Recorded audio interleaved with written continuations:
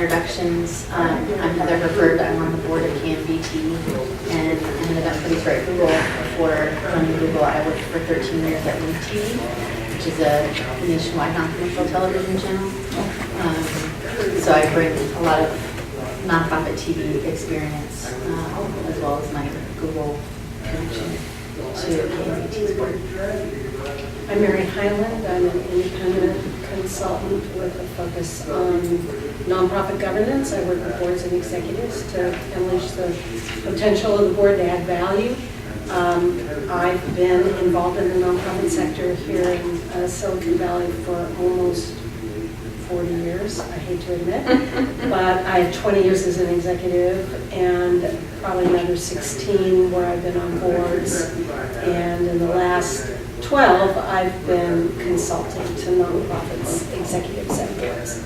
So that's what I do. And my name's Alyssa Burkett. I am also an HR consultant. Consultation practice is largely with arts and education groups, but also some leadership organizations, some social service agencies. I've been working in Silicon Valley in the nonprofit sector for 17 years. And my practice focuses on macro level management issues for nonprofits, strategic planning, board development, infrastructure, staffing, capacity building, messaging, fundraising, board relations, executive coaching. And I also work with individual philanthropists on maximizing their charity.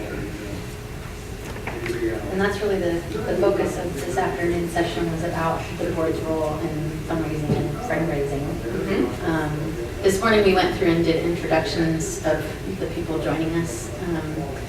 We have 3 people who were with us this morning back, and then 2 new ones. So if you guys wouldn't mind just quickly going around and so everybody knows who's here.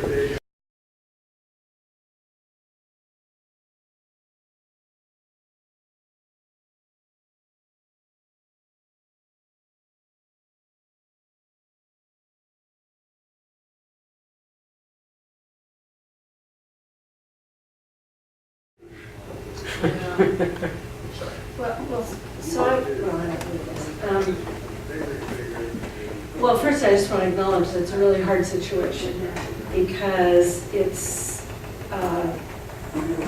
you're not able to bring people, I mean, hopefully people at least care about what you're doing.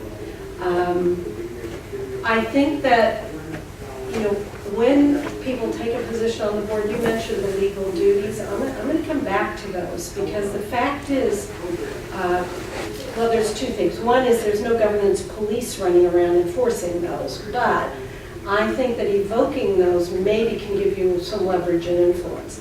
That if somebody is assigned, they still need to personally choose and understand what they're legally getting into.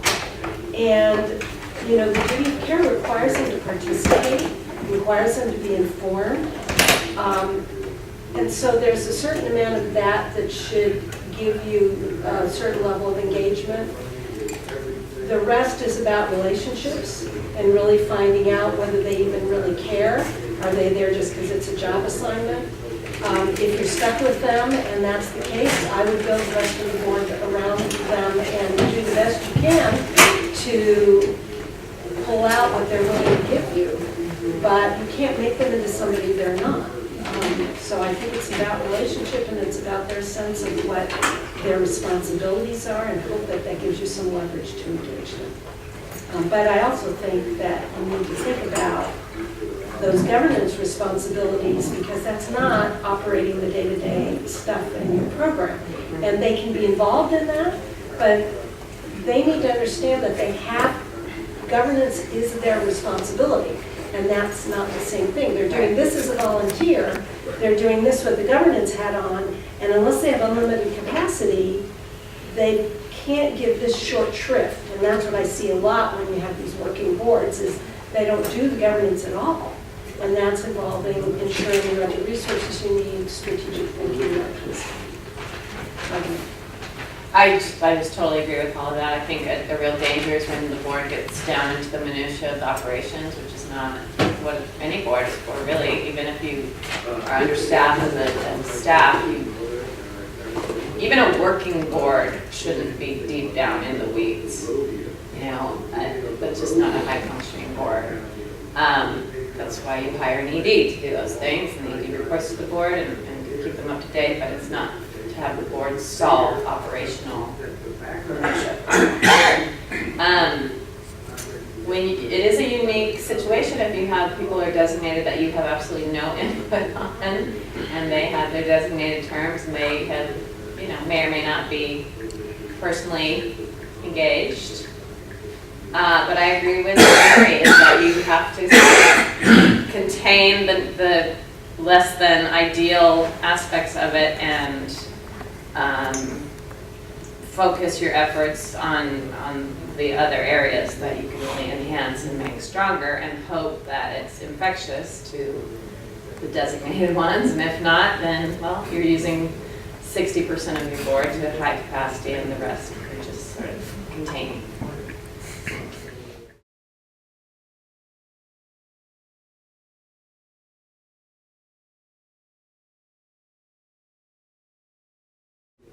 There's policies and there's policies.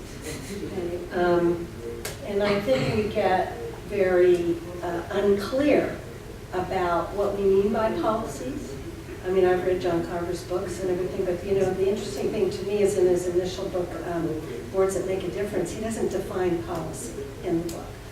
And so I think that you have to have, well, I mean, there's a process by which boards change and get better, and we can talk about that, just like any change process.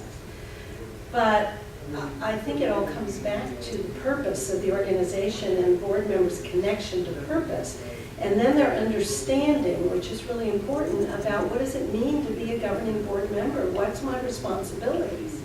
And if my responsibilities are things like oversight and setting direction and ensuring there are resources in the organization and basically leading, because that's what governance is from my perspective, is leadership, that then the needs of the organization that bubble up that require decision making in order to have some quality.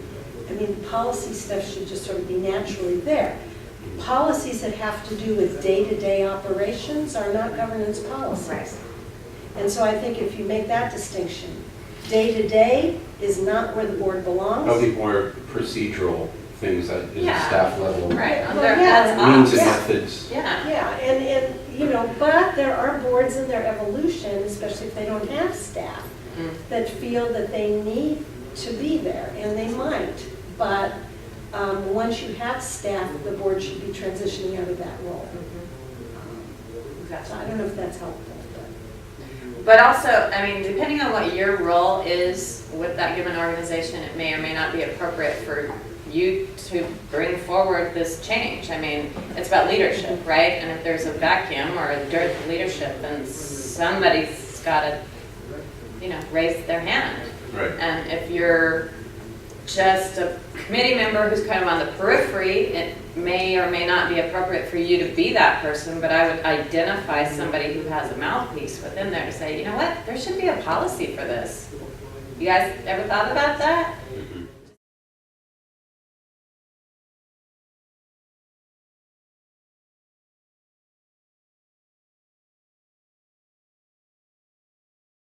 So the best way to start is to start, right? So we talked about this in the morning, that board development as well as fundraising is a long game.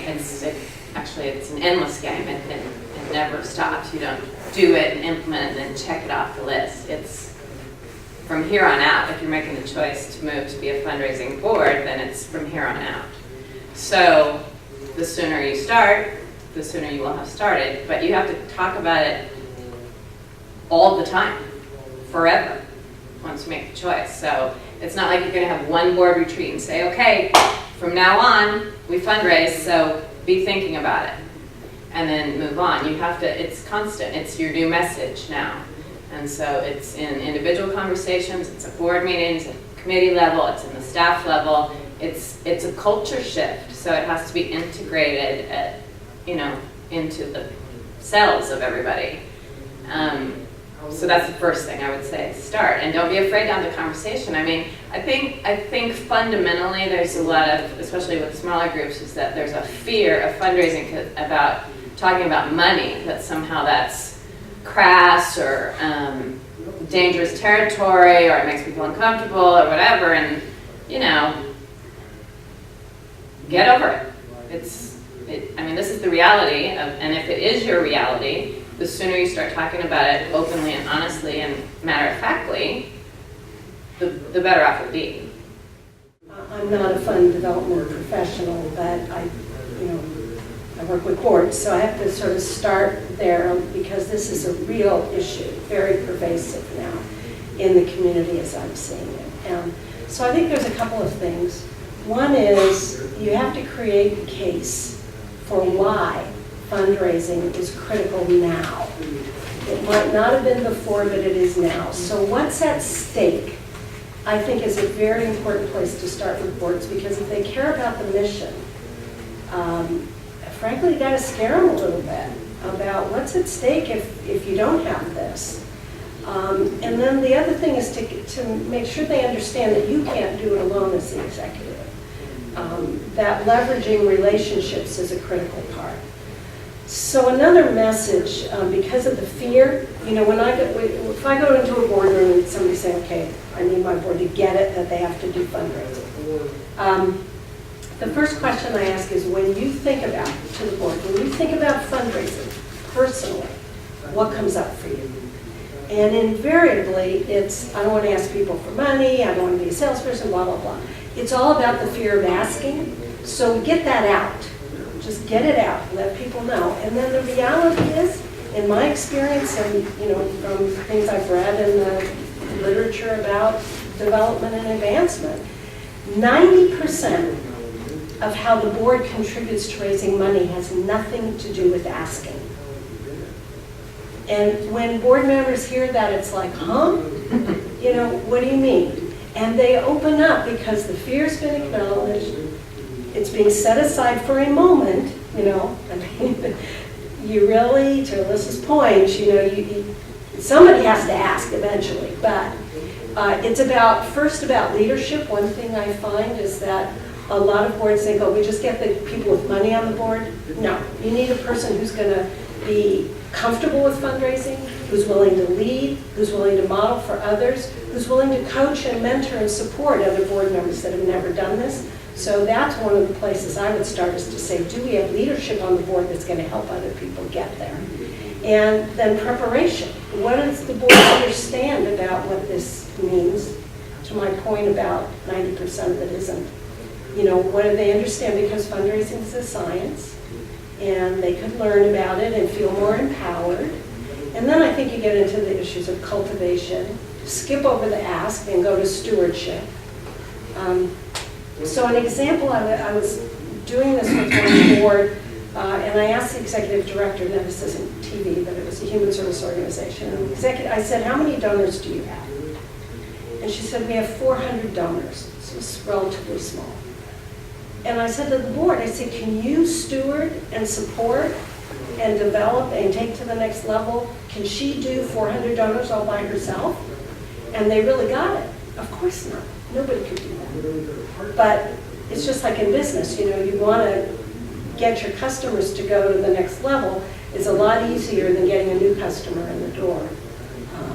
So anyway, I know I'm going all over the place, but there are ways that board members can be empowered to get started, to Alyssa's point, without dealing, without feeling like they've got to face their fear immediately.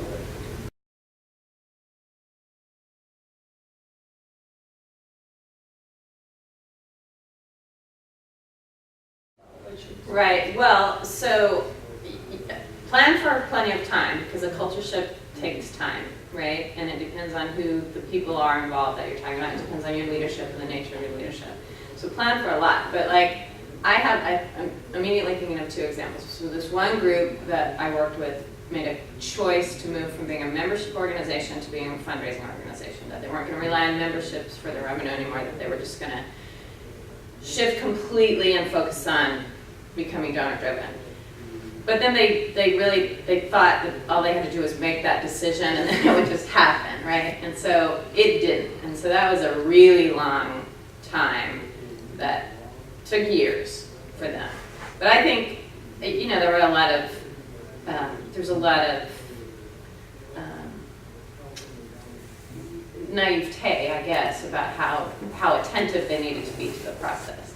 The other example I'll give you is creativity, which I worked with Suzanne Green last year, and I'm doing a development plan, which was just what you're talking about, is this board needs to be more active on fundraising. Suzanne had been telling them, Charlotte had been telling them, they've been talking about it, but they just weren't really turning that corner. And they have designated members, they have elected members.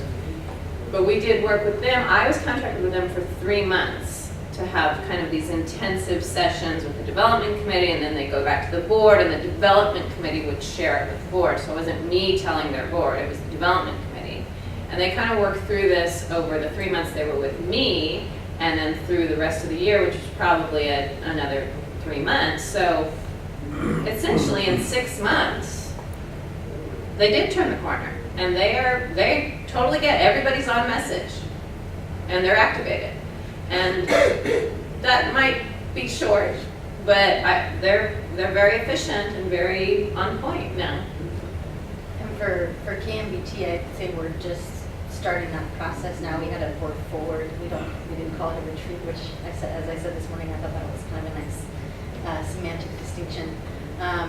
But at our board forward, we talked about you know, the need for KMVT to diversify revenue streams and what that meant for the board, and we too have the development committee now that reports back in. And at our last meeting, actually, Shelley went around the board meeting and asked each of us, why is KMVT important to you? Why would you contribute?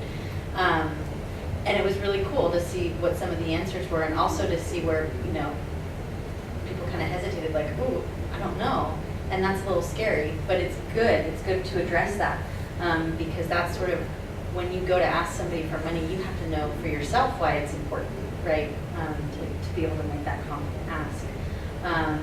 So, and then I think the other thing, to your point about you know, 90% of the effort isn't even in asking for money. It's leveraging relationships. It's, you know, who do you work for that might match your donation, or what kind of in-kind contributions might you be able to bring to the table. So there's a lot of ways in which board members can benefit without being, you know, actively going out and asking for money.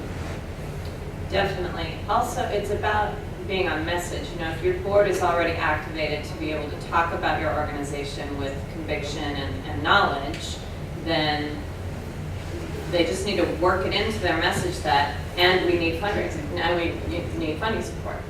And that doesn't mean they're asking the person they're talking to write a check, but it means they're working it into the message to say, and we're a 501c3 and what have you, and we need funding. It becomes part of the identity, like this is a community-supported organization.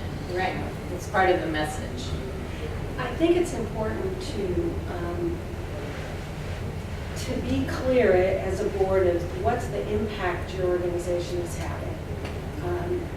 You know, one of the things I see is that if the mission statement is about what you do, it doesn't really give the board the tool it needs. You know, Yeah. The mission statement should be about what's different because we're So here. what? The so what. And for board members to have data and, you know, to Alyssa's point, the messaging is about impact. And so when you step back and ask board members, who would care about this? You care about it. Who would care about this? What spheres of influence in the community would care about it? And why would they care about it? And then how do you begin to tell the story of that impact? And then, you know, you have to get over it, and board members need to know, you got to get over it that people are going to say no and they're not going to be interested. Well, that's okay. But, you know, and I'll repeat this, I mentioned it in the morning, but you want to get everybody away from this scarcity mentality.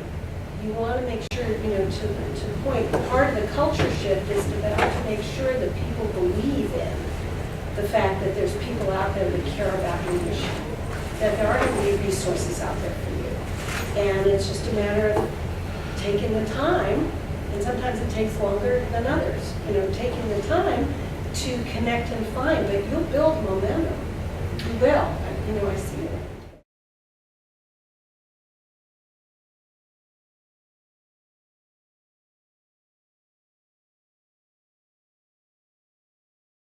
Well, I always say social capital is the first resource you have to have before you get anything else.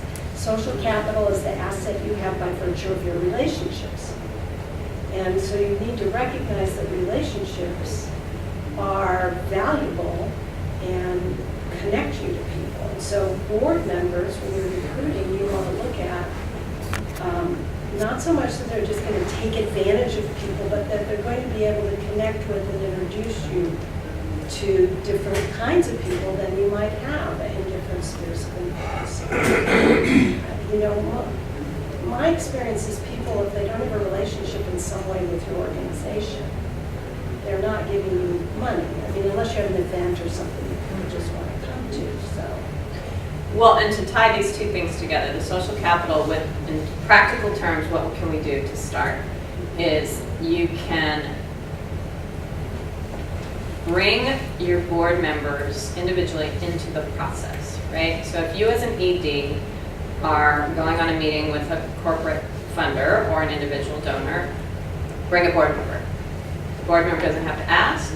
The board member doesn't have to do the pitch. The board member, maybe you're not even doing a pitch on that meeting, but the board member is there to lend their social capital to this venture, right?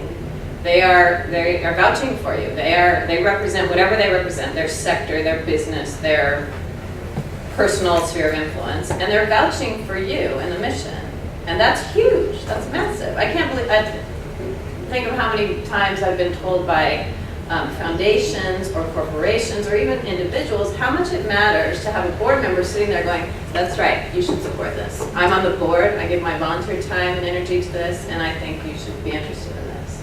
So that's an easy way to get them to start thinking about how it works.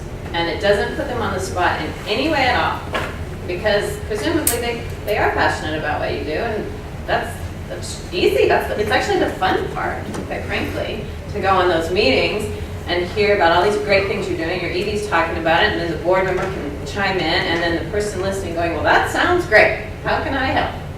And that's fun, and it's really rewarding for a board member.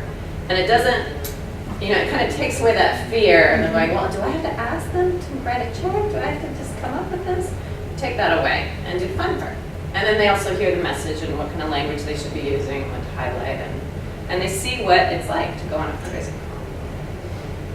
Yeah, that's really good. It does lend a lot of credibility, and in my time at Link, I saw that used a lot. And we were lucky. Super important. We had some big names on our board. Harry Belafonte was on it from the very beginning, and he often would play that role. The power of that cannot be underestimated. That's really important. There is some research, I will say, this is the value of the people with connections. There's not a lot, but there's just a study there's a belief, I think, out there that if you don't have people on your board who have money, lots of money, you can't get it. And the study showed that the organization that didn't have really wealthy people actually ended up 5 years later having more resources. So, I'm not saying that if you have people with lots of money on your board, I know there's people in our community here, nonprofit, that have a give or get for the board of $10,000, $20,000. But most people who give money have incomes under $80,000 a year. The majority who are giving in the United States. So, I think those are some assumptions that board members can get stuck on, and we need to help them get past that. They don't have to have deep pockets. And why would you give your donor the gift of governance? They don't have to be on the board. Build the relationship with them, the network with them, and see if you can find people that are interested. But just because people, I think Alyssa said earlier this morning, make sure that if you are expecting someone to give you a certain amount of money, that you ask them before they get on the board. Be sure that if you do go that route, you find out. Now, she was a great board member. I would not have traded her for anything. She wasn't there because of that. But, it would have been nice to have gotten a little more of what they had to give when they were here, or out of here. Yeah, I can speak to that as a new board member for KMVT coming in. I'm not in a position personally to give a lot of money, but I am in a position to leverage my social capital and my connections at Google to help KMVT. So, you know, there was a grant that Google gave. I spoke about this morning, but I helped Shelley and I helped her write the grant.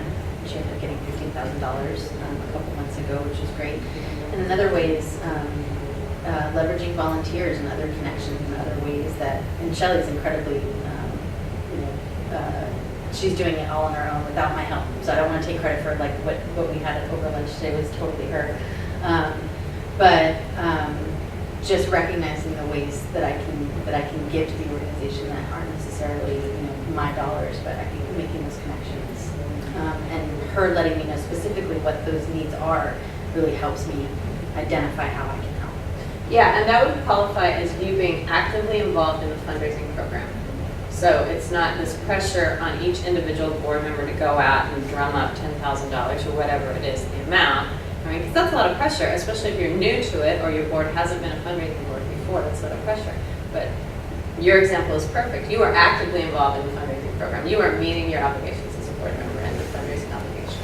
You're not writing the check yourself, and you're not going out alone doing direct solicitations, but you are totally engaged in the fundraising activity of the board.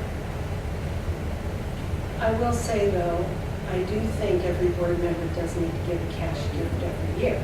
I don't say how much it needs to be, but there is, I think, a thing where you're going out and asking other people to give. It's that leadership role, and I think that's sort of given everywhere, but not everyone can give the same amount. I mean, I would echo that, and I don't know if that is a given, but I think you need to think really deeply about that it needs to be a standard for your board, a policy, if you will. Yes. And policy. I would say resist the temptation to make exceptions for certain people on your board. Resist that temptation. I can tell you that it is, it's not good for anybody, frankly.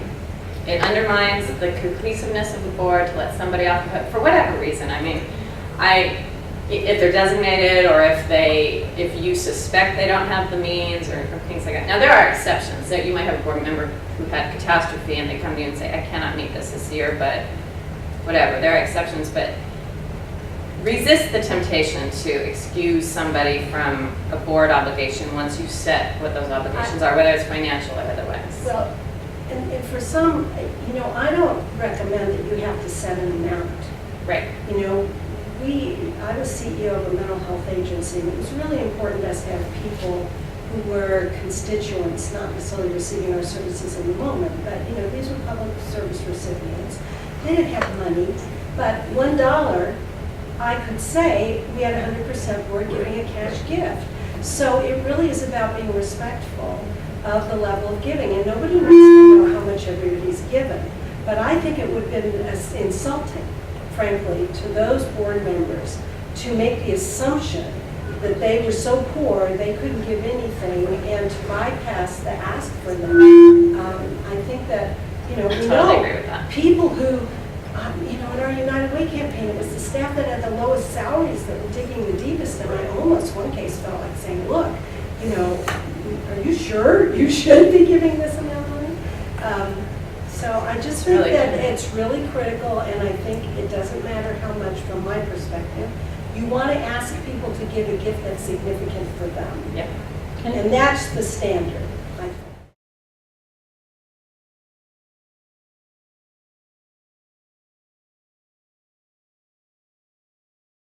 Board chair, peer-to-peer.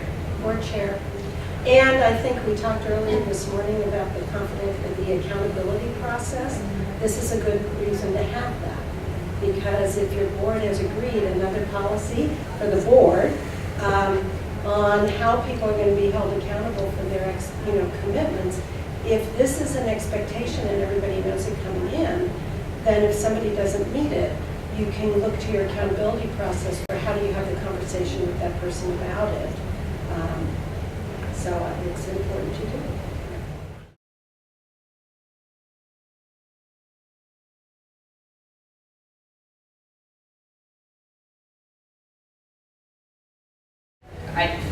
tell my clients this all the time, that you're responsible for your own reputation. So if people don't know that, then you need to make sure they know and figure out how to do a campaign, a visibility campaign, a marketing campaign. You start incorporating it into all your collateral, make sure it gets into all your public appearances. If people don't know, you have to tell them.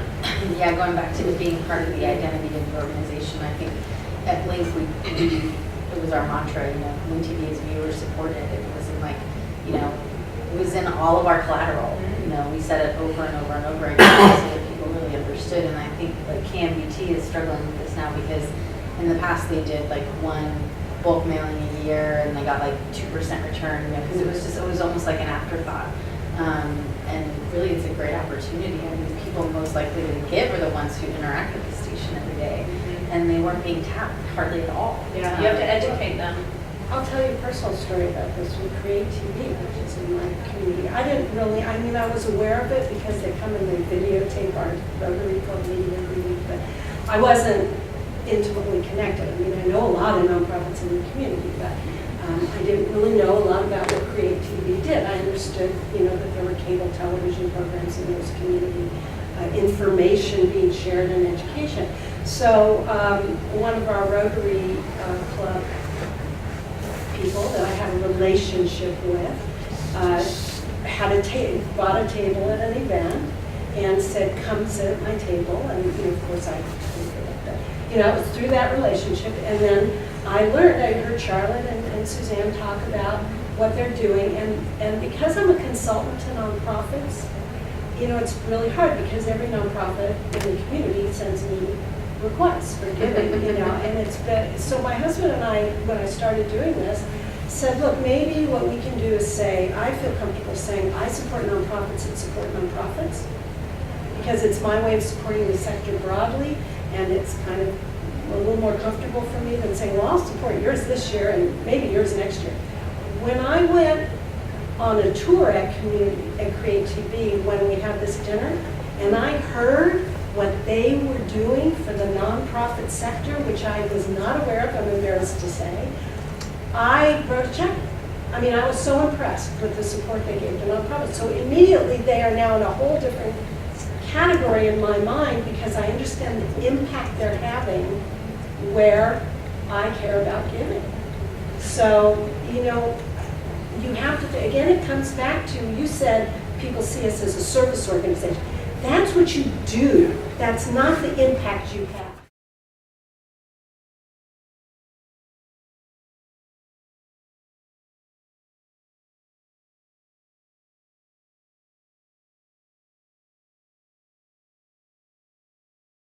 I About the guess, message. yeah, and it's kind of off topic, but maybe not. I would argue that it should become your primary identity because, broadcast media, the way we know it today, I think its days are numbered, frankly. YouTube, Netflix, they're all competing with the major networks and even passing them up in some cases for audiences. So I think, looking 5-10 years from now, the franchise fees from governments and things I think are going to become irrelevant because the whole model is shifting. So to keep your organization relevant as the world changes and moves in that direction, I think now's the time to make that more of your primary identity, not a secondary one.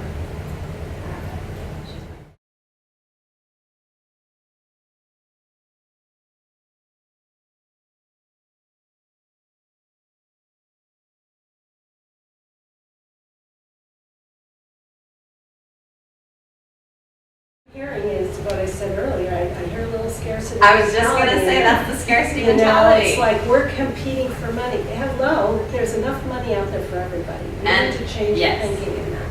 Absolutely. I could not agree more. You may not, there's enough money for everybody. And you just need to think that, and you've got to get clear that your results that you achieve, you make that library story time possible, you deserve support too. It's not, them or us. Exactly. It's both. And you have to come up with that compelling message and maybe even partner. Maybe you do a joint grant. Right.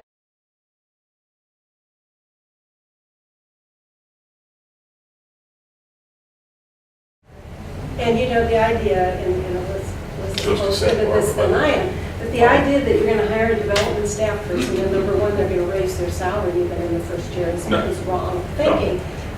It's not about that, but you know, I know it's a challenge to keep them long enough to get that return Yeah. on investment. That's the problem. Because there is a lot of circulation of people working in development.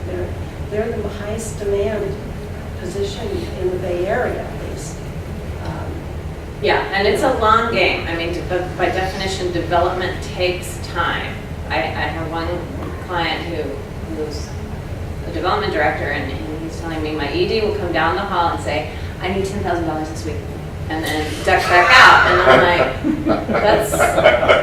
the development department is not the ATM. You know, that's not how it works. It's the opposite of what development is. Development, think of the No, I meaning of the understand. word. It's like board development isn't about, you know, come do 2-hour training. That's not developmental. Developmental is about growth over time. And I think the biggest mistake nonprofits make is not starting that process as early as possible because there's a science to it, and it yields results that grow over time. It's the only source of funding in the nonprofit sector that has been proven to grow over time, and you know, as long as you keep those relationships going. And people are connected to your mission, and you've got a few people coming in. It's interesting, I read an article in Nonprofit Quarterly, I guess their last issue, where the guys write this huge article on market research from the for-profit sector. And he was applying it to the nonprofit sector, which sometimes I know feels offensive. You know, government, you know, and business always thinks they can do it better. But in this case, I was flabbergasted to read that there's no research on donor retention in the nonprofit sector, that there's very low practice of specific attention to donor retention in the nonprofit sector. I was blown away. I thought that's the stewardship. That's got to be one of the easiest parts. They already gave you money, pay attention to them. You know, and apparently, I mean, that's one area where you probably could up your results, you know, incredibly by just doing it. And I just couldn't believe that that wasn't happening. I guess there's just more attention on get them in the door, and then you forget about them after the fact. I don't know, but I don't know if that's true, but I just couldn't believe it. In my experience at Link, that was definitely true because we had some development professionals come in and grow the development department over time, and it became more and more effective, you know, in 3 and 4 and 5 years in, you know, and it was incredibly frustrating in the first couple of years because they were starting from scratch. There was nothing there in place. But then once they got going and we had a body of data to work with and information like that, we could look at those numbers and we did see, wow, you know, the people who are repeat donors, not only do they keep giving, but they're giving more each time, you know, because they're really invested in the organization, and the amount of effort we put into getting the one-time donors isn't really worth it. It's, you know, we get more bang for our buck, you know, Absolutely. investing in That's developing right. the relationships with the repeat donors. And other things like we found sustaining, we call them sustaining memberships, so people who would give us, you know, $5, $10, $15 a month, that was automatically deducted from a credit card or debit account. Those people ended up staying on for much longer periods, and we ended up raising a lot more money from that pool of people once we got it built up to a certain level than we did from the, you know, once a year, twice a year donations. So it really does pay to, you know, once you start getting a lot of contributions in, to look at your data and see what lessons, you know, what patterns can you see. Almost like what they were talking about with the AdWords, you know, when you're doing those keywords, go back and look and then tweak based on what, you know, what's working and what's not.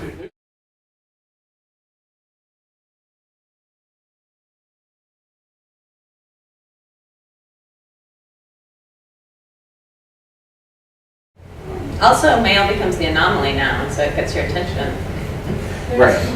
There's this online service that I should be using more in my business, but it's called Send Out Cards, and it's all electronic, and you can, you know, but they get it in the mail. You get it in the mail. I mean, I had somebody send me a thank you card for sending them a thank you card. You know, I mean, it's like, oh my God, there's a card in my box, and somebody wrote a note, and I mean, you know, it's an interesting phenomenon about a relationship building tool now, how that compares in the mail to, that's different than a mail appeal. You know, this is one of those stewardship things. It's not about using it to ask for money, but it's about using it to build a relationship.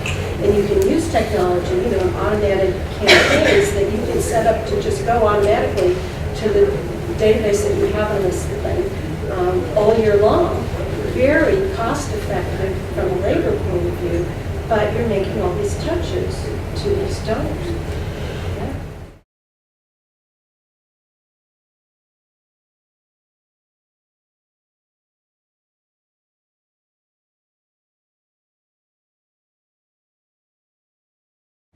You know, I think, well, it depends on what your fundraising goal is. I mean, that matters.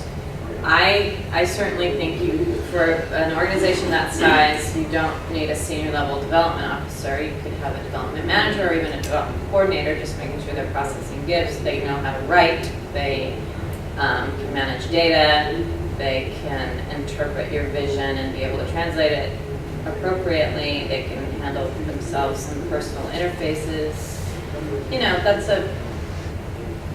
that could be part-time. I mean, that could be a part-time senior level person. It could be a full-time, more junior person. I'd certainly in the realm of $50,000 to $60,000 can get you a good quality person. What their yield is, I have a lot of clients who say, so how much should we be getting back? How many grants are going out, grant requests are going out the door? How much are we getting back? Does it justify the salary? And I caution against using formulaics like that. I think that's dangerous to do. I think you need a goal. I think there's a lot more that goes into development just than the yield. You know, it's about relationship building. If your ED or your management team is not doing the external relations that's required for development, then you need somebody doing that. And it's hard to quantify that, but you will know if they're doing a good job or not. You will. People will be talking about you in the community. People know about you. They will start repeating your message back to you. You'll be seeing the donations come in on an uptick. It may not, the development officers are not rainmakers, and that's the other mistake, to think that your money problems are solved once you hire a development officer. But you'll know when things are changing. You'll know the difference. I do also, just before it slips away totally, really want to echo Mary's comment that you are not competing for dollars with other organizations. I mean, you gotta get out of that mindset. It's not a finite pie that if you take this piece, then you're denying that piece to all these other nonprofits. It does not work that way, and it does not benefit you to think about it that way. The water raises all the boats.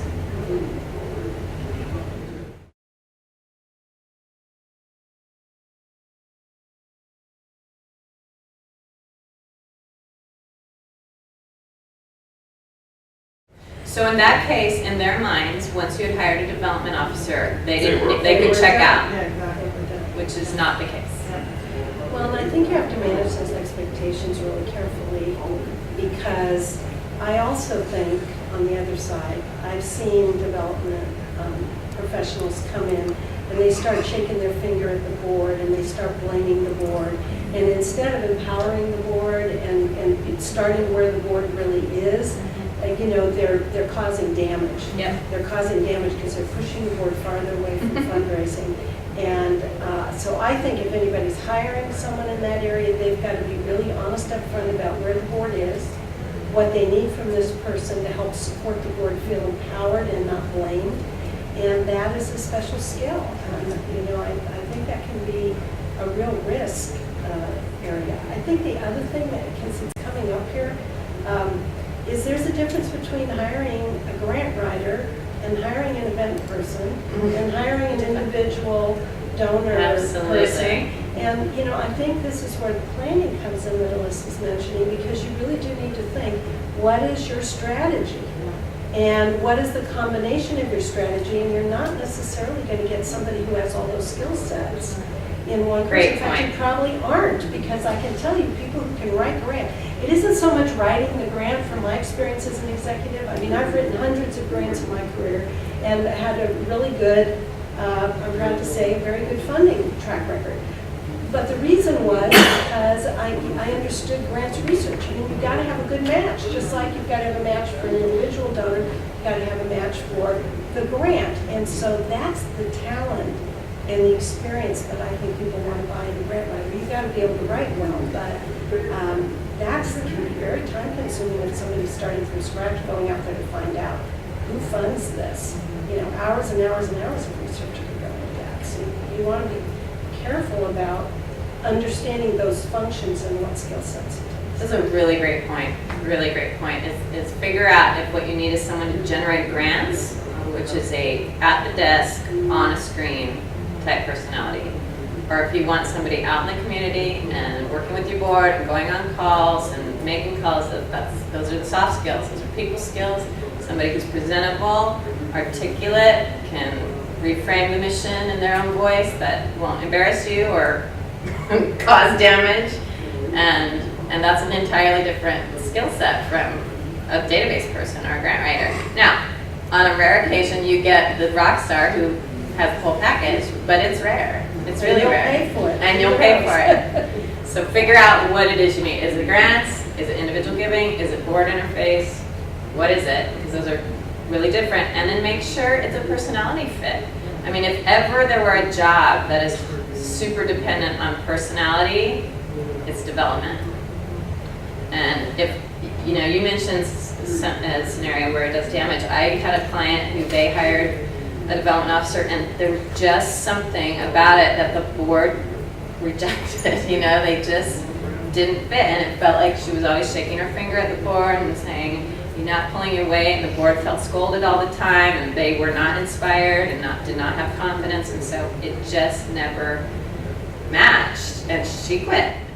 Because you don't necessarily want the board meddling in that necessarily, but I think that's a person who's going to work with the board more closely. And to that point, I think I've done, you know, some presentations with a co-development professional around this relationship between the CEO, the development officer, and the board, and how you manage that. And some executives have got to get over it, you know, that this person needs a relationship with the board. Oh, yeah. And not to be threatened by the fact that your development person has a relationship with the board, because that speaks to how your development person shows up with the board and honors you as the executive, and are you going to be a partner, and what do they expect of you? Because that's a triad that's very important to manage.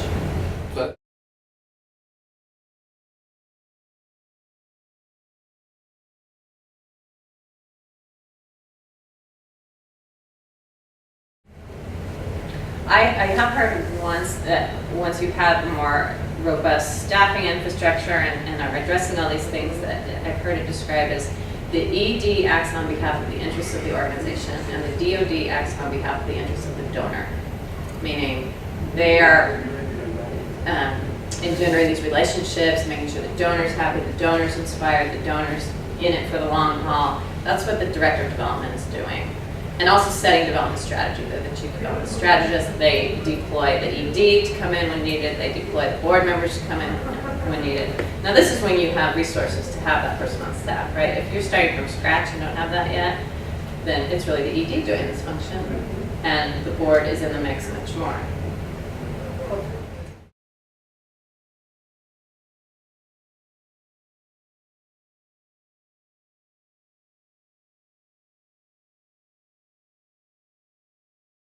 You have a long game ahead of you of probably total turnover, right? Yeah.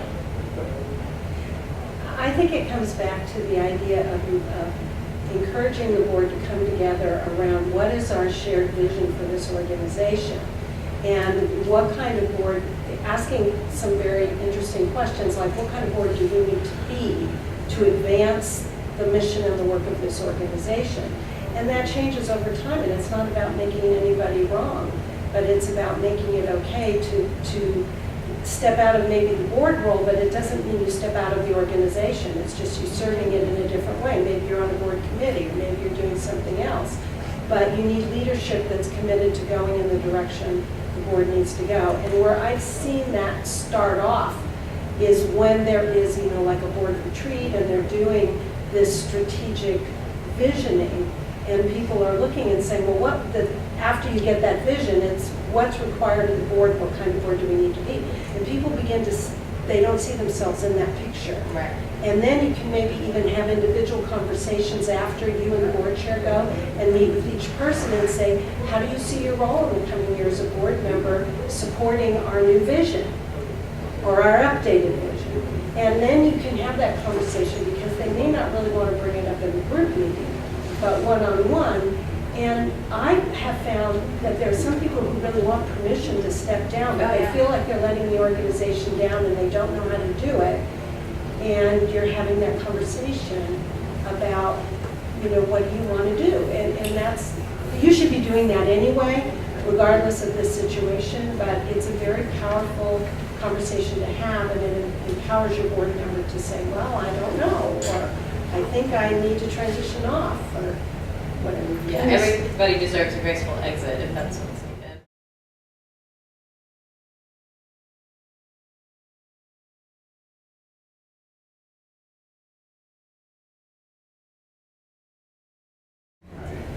Well, I'm a big fan of finding allies and going to them one-on-one and sharing your vision. I mean, what leadership is not just throwing a problem down at somebody's feet, but saying, and here's what I think the solution could be. So I think if you've got that in mind, what that could look like, even if it's a radical departure, then build support, build allies on a one-to-one basis so that you're not going in as the lone voice trying to champion this radical departure, but that there's other people in the audience going, that's right, that could work. It's really different, but it could work. I also think it's about what process you're going to use, and maybe you need some consultation on a good process design, but as people come in, engage them in a different way.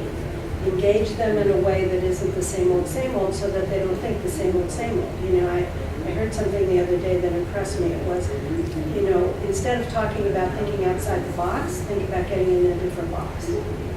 And so, if your process is forcing people to say, this is not an option, or we want to come up with 4 options and we're starting zero-based everything, what would you create for the ideal? Or what assumptions are we making when we promote this?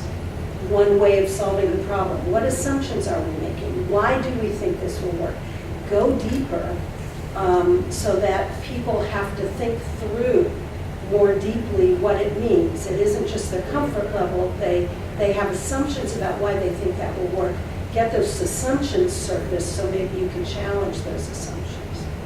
And to Mary's earlier point, I would work in what it could look like on the, at the end, what we're working for, what we're trying to create, and what it could look like, and then work backward and say, so if we went down this road, we could actually get to that picture.